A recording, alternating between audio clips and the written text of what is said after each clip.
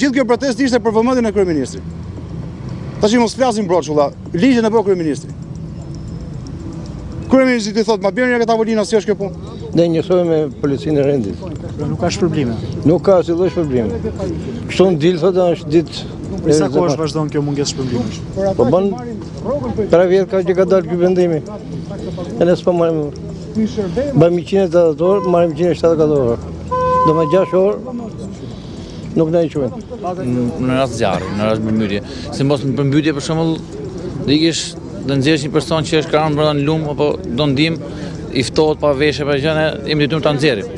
Po vi do marrë bicikletë. Ka shumë gjë në zjarr. Si? Po një zjarr po, po marrin këtë më të keqen thonë. Edhe me veshjet neve nuk kemi veshje.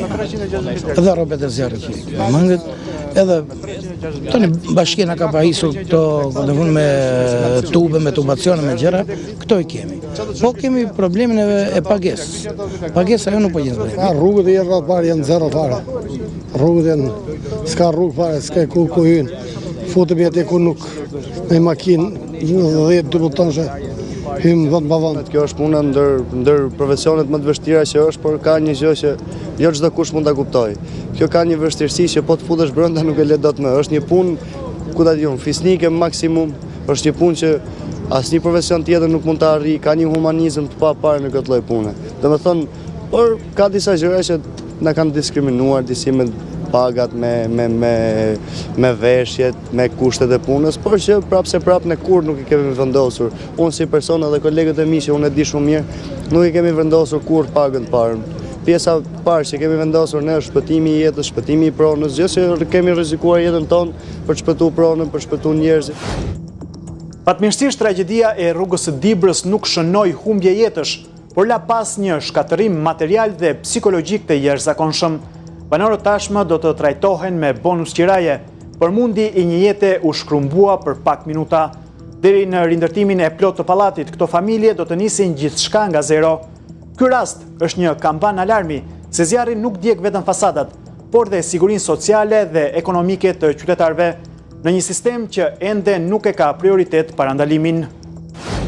Pika parë e renditës ka të bëjë me projektvendim për dhënien e ndihmës së menjëhershme në funksion të sigurimit të strehimit të përkohshëm për individët, familjet, pasuritë e të cilave janë dëmtuar si pasojë e rënjes së zjarrit të datës 14/4/2026 në godinën Arlis Ndërtim në rrugën e Dibrës.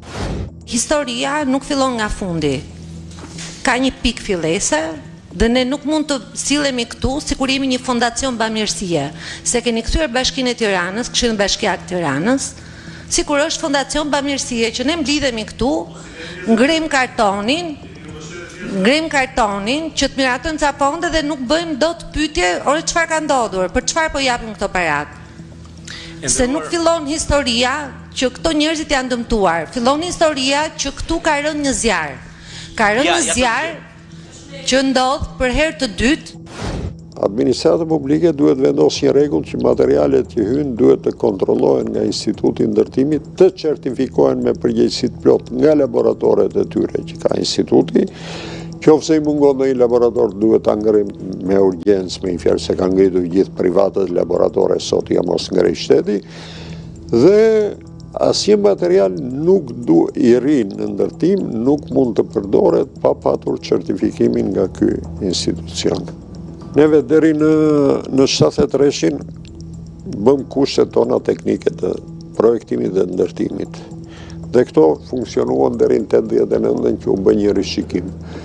Mbas 89-s nuk kemi pas më kushte teknike.